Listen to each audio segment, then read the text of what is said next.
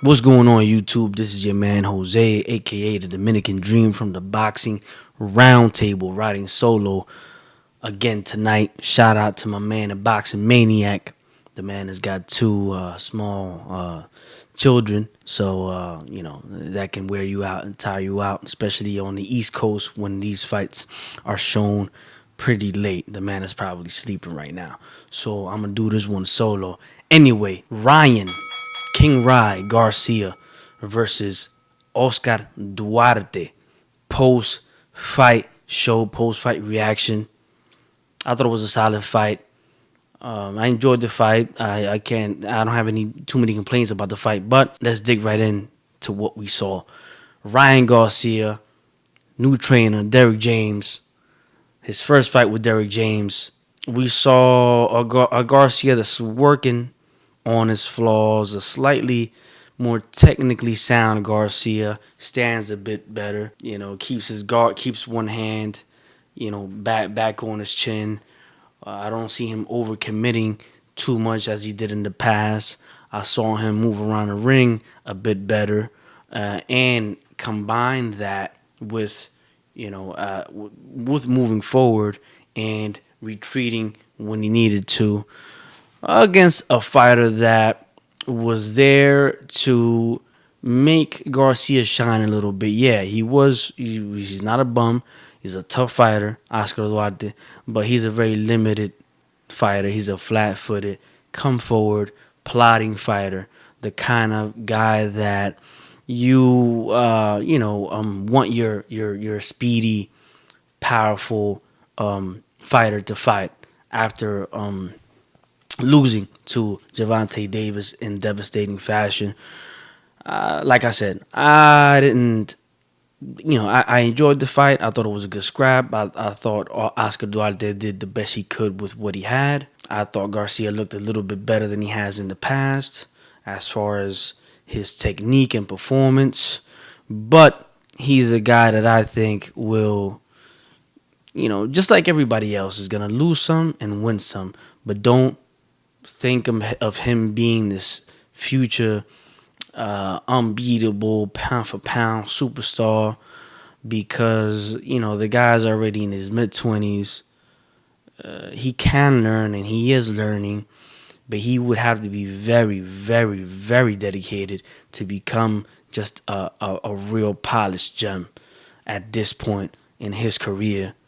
I think that against the elite, Devin Haney, if you want to call him elite at 140, hasn't fought anybody, is about to fight a Regis Prograis that's almost out the door and hasn't looked good in his last couple fights, and was chosen because of that, and that's why Devin Haney is fighting him. To me, the number one fighter in the division is the guy who beat the number one guy in the division prior to him beating him. Josh Taylor was the undisputed champion at 140 pounds, even though he didn't, because of the sanctioning bodies, the way they work, he had relinquished belts or whatever. No one had taken the belts from him. He was the lineal, undisputed champion. Teofimo Lopez is a guy that went up there and dethrone him and beat him in impressive fashion. To me, that's the number one guy in the division. I see people that have Regis Prograis as number one. How can you have Prograis as number one when Taylor beat him, right? And then Teo just beat Taylor, right? Who was previously unbeaten. So I got Teofimo as the number one fighter in the division. Number two, I would probably put Subriel Matias at this point. Very, very dangerous Puerto Rican fighter. And after that, I think it's a matter of taste, of like, and we would have to look at the records and accomplishments of all the other guys in the top five at 140 pounds. What's next for Garcia? Unfortunately, we might have more shit thrown our way. They probably want to make him champion, and the easiest way to make him champion is to fight a champion at 140 pounds named Raleigh Romero. Y'all saw the fight when he fought the Venezuelan, the guy that looked like he was about 70, about 60 years old, but was supposedly in his 40s or I don't know what. Roddy Romero is a very limited fighter. Is a fighter who, just like Oscar Duarte, I think is even more tailor made for Ryan Garcia. Who should be next for Ryan Garcia? That's a good question. I don't know. I don't know. Um, Again, he's a guy that's flawed, but that is gonna come to give you a fight, an entertaining fight, a la Amir Khan. And I want to make that comparison. I think they're two very similar fighters, fast fighters, speedy fighters with good pop and technical flaws. I think that Garcia's technical flaws might be might be superior to those of Amir Khan, meaning that he might have more technical flaws. I think he's more flawed than Amir Khan. And I want to make that comparison, and I want to ask you guys, who do you think is a better fighter? I know Garcia's not done with his career. Khan is. But in the prime of their careers, I don't think Garcia is in his prime yet. But I think we can compare the two. And one thing about Amir Khan, just like Ryan Garcia, he came and he gave you good fights. And Amir Khan also fought everybody that he needed to fight, with the exception of Kell Brook, which he fought at the end. And we saw what happened, and there was probably a reason why he didn't fight him prior to that. Now, Ryan Garcia already fought a big name, already fought one of the best guys, not only in and around his division, but in boxing, in Gervonta Tank Davis. I think that I think that he did all right against Tank Davis. I think that he pressured him. He let his hands go. He took risks, and he paid for that. But he came and he gave you a fight. So I can't really complain too much about Ryan. As far as who should be next for him, like I said, I don't know. I mean, you got Teofimo Lopez, you got Devin Haney, the winner of Haney Prograis, which most likely will be Devin Haney. You got Subriel Matias. So Teo, Haney, Subriel Matias. He's not gonna fight Subriel Matias, so we don't even have to think about that. Devin Haney is a fight that's very likely. Unfortunately, I think that's a fight that's much more likely and possible than Ryan versus Teo, because Golden Boy knows Ryan cannot beat Teofimo Lopez. So that would be another big fight and another L, and they don't want to go that route. I think Haney is a fight that, I'm not saying that it's a fight that Ryan can win. He has speed, he has power, he has heart, because he does come forward and he's willing to take risks and he's willing to take a punch. I know he checked out against Gervonta Davis, so you guys may say, what you mean heart when he checked out? But the kid does fight with heart. He does come forward. He's not scared to take a punch. And I guess in that Tank fight, he saw that there was just no way for him. So he said, you know what? I'll try next time. I'll try on the next one.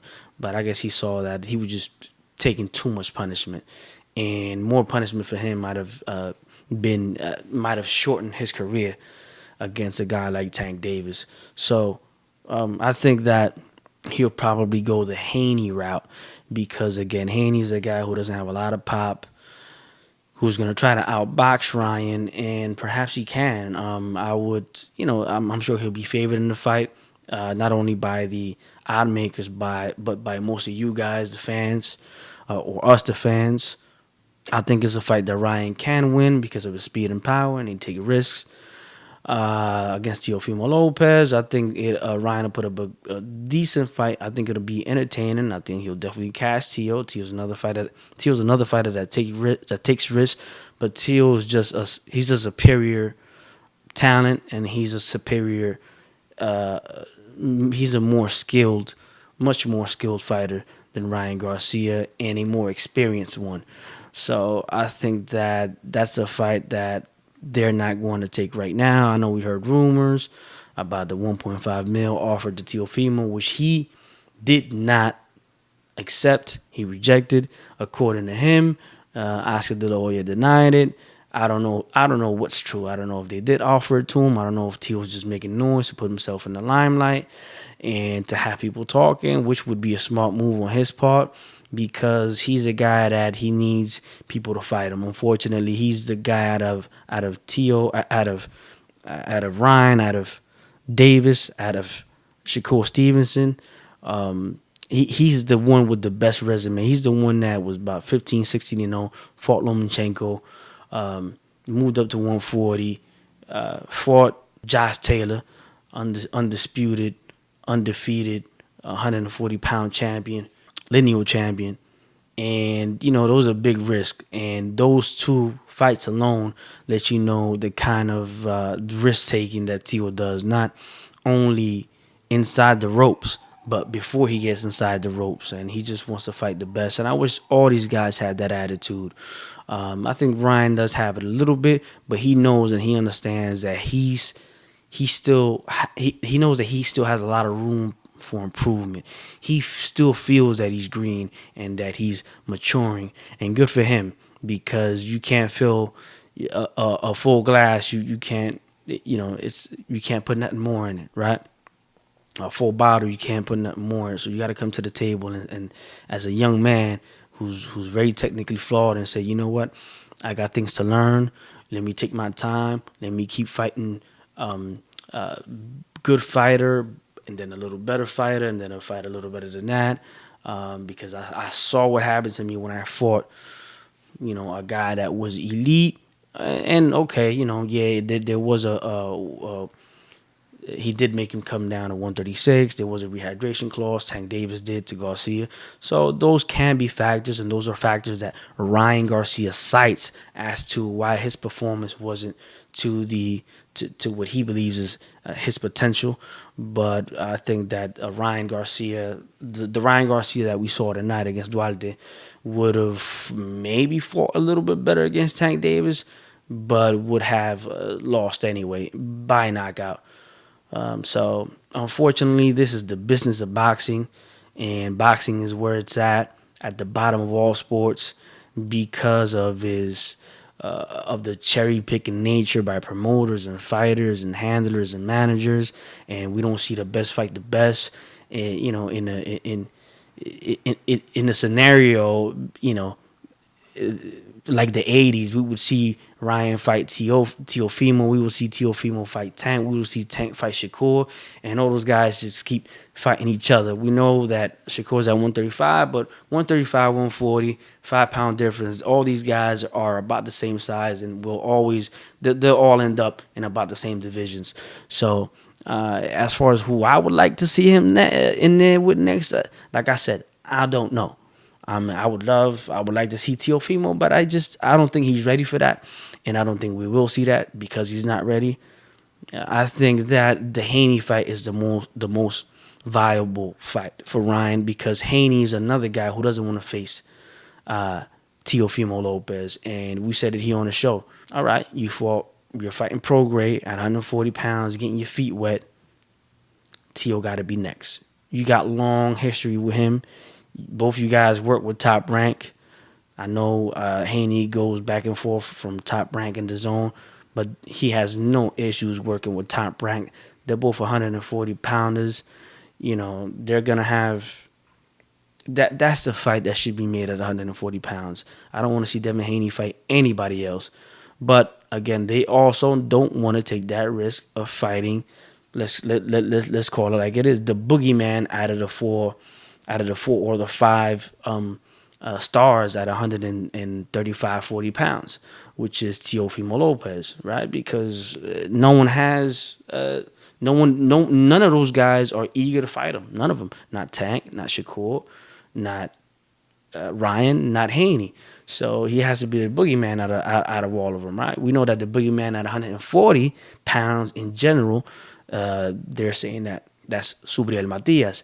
Subriel Matias has got to do a little more to get up there and get these big paydays with these guys. All these guys, they're the young superstars of boxing, right? So let's see those guys fight. Let's call fair. And Ryan versus Haney, I think it's a way of circumventing Haney versus Lopez.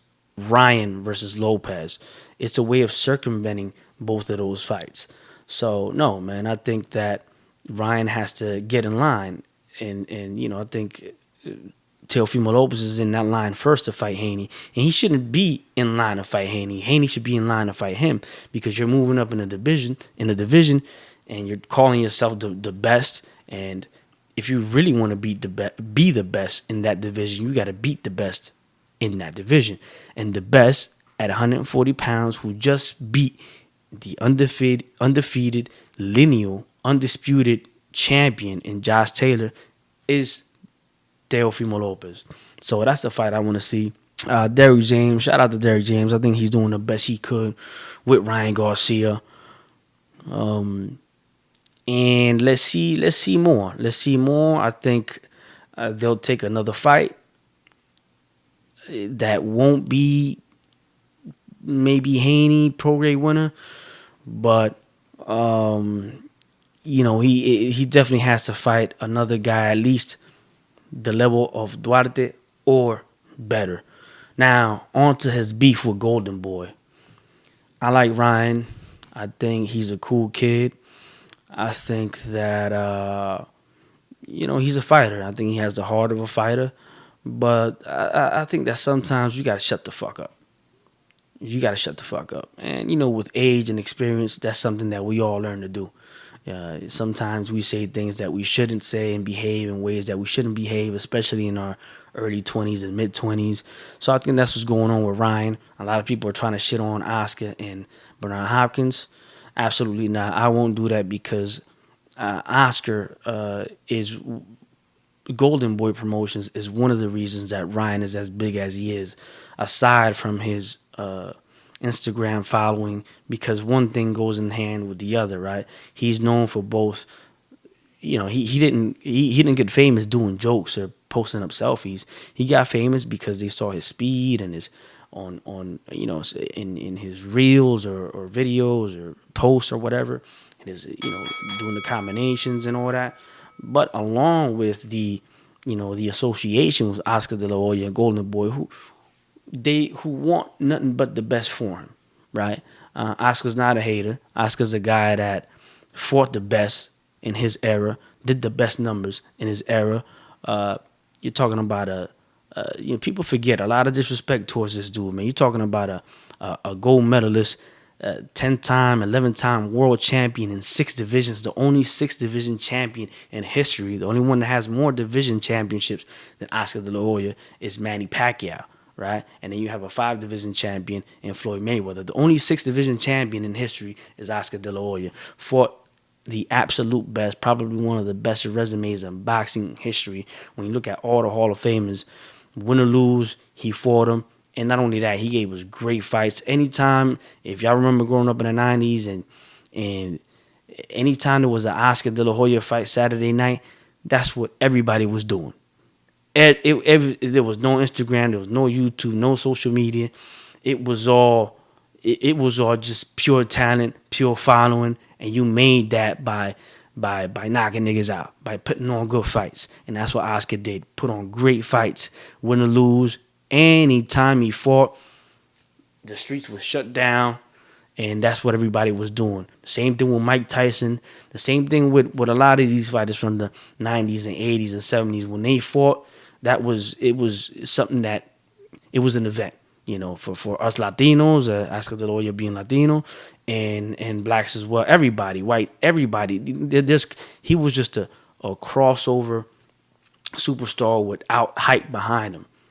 His hype was his hands, who he fought, how he fought him. So a guy like that, you gotta respect. A guy like that, he's a promoter, right? He's even said, Canelo's better than me at that age, and of course he's not, and he never will be. Even ESPN, Bernardo Osuna, did a little myth-busting thing and saying Oscar's just being a promoter, saying that about Canelo. Canelo's just not that caliber of fighter. Now, a guy like that, again, he's not going to hate on you, Ryan. You are, you're trying to make yourself the victim. At the end of the day, you chose to fight Gervonta Tank Davis at the weight that he wanted you to, with a rehydration clause. You did not have to accept that. You went in there, you lost, and then you talked about it. First you said no excuses, and then you said, "Oh yeah, well he's draining me. Why you draining me then? And why you didn't? Then you shouldn't have fought him. I wouldn't have fought him. Nah, you fought at 140 before Tang. Either we fight at 140 or you suck my dick. I ain't fighting you at 140 at 136 pounds for what? You already came up here and fought Barrios at 140. Well, you can't fight me at 140. You pussy, you scared, right? You know, from fighter to fighter, they could talk to each other that way. So, that was his mistake. That was on him. That's on him. And stop making yourself the victim, man. You make choices in life and you face the consequences. You made the choice to fight Tank at a catch weight, and now all of a sudden your team is you sounding like Deontay Wilder. They put something in my water, my team, my trainer. He ended up firing his trainer, ex-fighter, welterweight fighter. I'm forgetting his name. I put it up here on the screen. Mark Breland, accusing even his own corner of turning on him. Why would your own corner, why would your own promoter who's making money off of you and will make more money off of you if you keep winning, why would they be against you? Why would they turn on you? They don't need that. They don't need you. Bernard Hopkins, Oscar De La Hoya, you're talking about two legends. You're talking about two already in the Hall of Fame. Effortlessly, right? You're talking about first ballot Hall of Famers. Right, you're talking about guys that are whose name boxing fans are never gonna forget. They don't need to hate on you. They don't need to. In fact, what they try to do is they try to even put you above themselves because now what they are is promoters, right? So I think that if I was Golden Boy, if I was Oscar, I would say, you know what, man, fuck Ryan. Do what you got to do. Go your way. We made money, cool. But Oscar's a guy that likes.